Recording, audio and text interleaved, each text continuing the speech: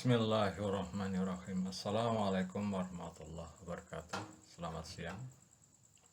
Om Swastiastu, salam sejahtera, namo buddhaya, salam kebajikan. Hari ini saya akan bercerita tentang ketahanan pangan, terutama beras.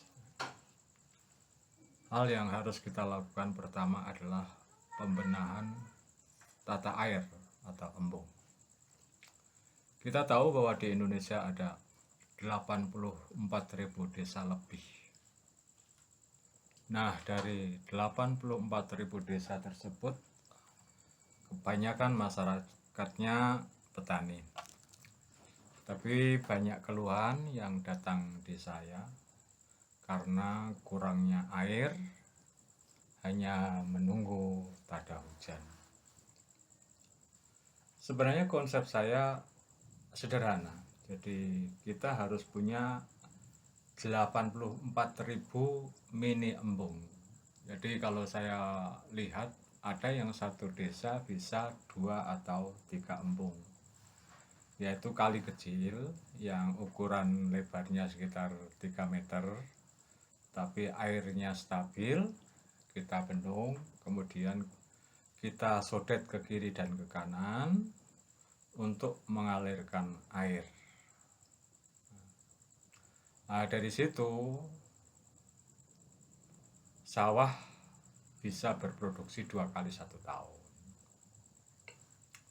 Jadi kalau airnya stabil, setelah dibikin saluran irigasi permanen, artinya dengan cor, kita bisa membuat listrik mikrohidro, yaitu gabungan antara dinamo dan kincir air. Kemudian kita sambungkan kabel ke desa. Tentu saja akan memperingan perusahaan listrik negara dalam pengadaan air. Hal ini disebut green energy atau energi terbarukan karena berasal dari alam. Sebelum itu, satu desa saya akan mewajibkan menanam 1000 pohon beringin di bibir sungai. Di dekat sungai yang dekat air itu masih bisa. Nah, untuk di lokasi di dekat pedesaan itu kita bisa nanti bersinergi dengan dana desa, bisa bikin jogging track untuk wisata alam. Nah, dengan penanaman pohon beringin tadi, kalau airnya sudah bagus, pohon beringinnya sudah kira-kira 5 meter sampai 7 meter, maka ditanam bibit ikan, bisa udang, bisa karaka, atau yuyu. Dan setelah itu kepala kampung dan anggotanya, bahkan masyarakat kampung, harus mensosialisasikan tentang sawah yang nanti menggunakan pestisida dan pasti akan dialirkan ke sungai. Itu tidak akan bagus untuk sustainnya, keberlangsungan ikan, udang, dan sejenisnya.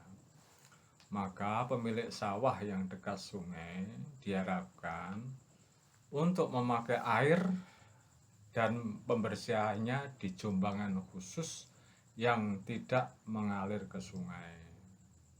Jika hujan, harusnya dikasih pematang. Mari kita ajarkan anak-anak bersahabat dengan alam. Air bersih lestari tanpa terkontaminasi pestisida. Ikan, udang, karakas jenisnya tetap hidup. Alam mengajari kita untuk bersahaja. Kita pun bisa bersahaja. Alam lestari untuk anak cucu kita.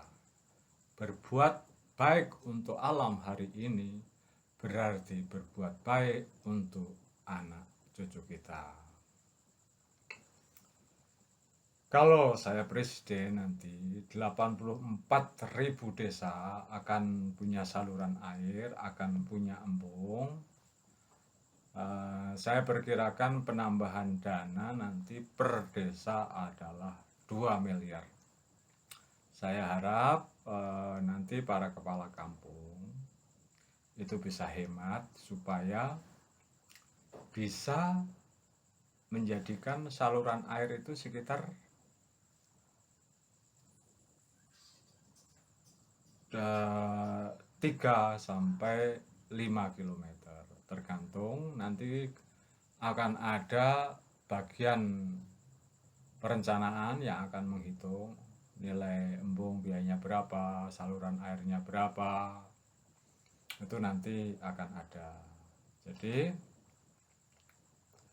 saat air berkurang bisa berganti peran, bagian hulu menanam padi, di bagian hilir menanam palawija.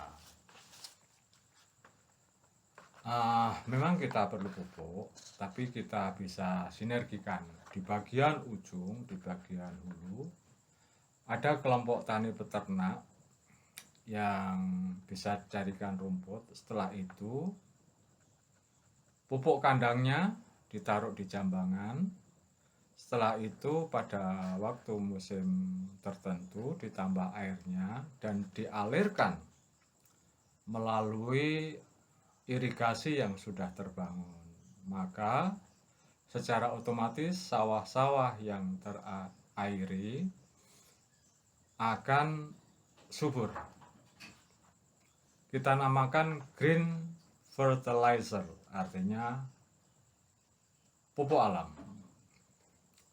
Untuk pupuk yang lain kita akan cari sumber alternatif garam, yaitu di daerah yang salinitasnya tinggi, yaitu tingkat garamnya tinggi. Tandanya curah hujan rendah. Contoh NTT, NTB, Nusa Tenggara Barat, Nusa Tenggara Timur, dan di daerah Jawa ada namanya Jepara. Kemudian sumber alternatif pupuk lainnya adalah roh fosfat. Saya rasa tidak harus impor, kalau negara menghendaki bisa bikin pabrik roh fosfat. Sementara ini pabrik roh fosfat di dunia yang paling besar ada di Rusia. Di selatan Pulau Jawa masih banyak, terutama di bibir pantai selatan Jawa. Nanti jika saya terpilih jadi presiden dengan pengusulan, maka akan ada perusahaan survei. Nah, dari survei itu bisa kita tahu di dalam tanah kita ada apa saja, dan itu kita akan bukukan secara nasional sehingga sumber daya nasional kita ada terdaftar apa saja, selalu ada. Mungkin itu saja yang saya sampaikan, dan jangan lupa di Wol Haryono Chan ada namanya pembagian dana welas asih berbarokah, sumbernya tahu. Kalau yang percaya silahkan, kalau yang tidak percaya silahkan. Tapi saya yakinkan hanya saya yang bisa memakmurkan orang-orang dan rakyat jelata di Indonesia. Terima kasih.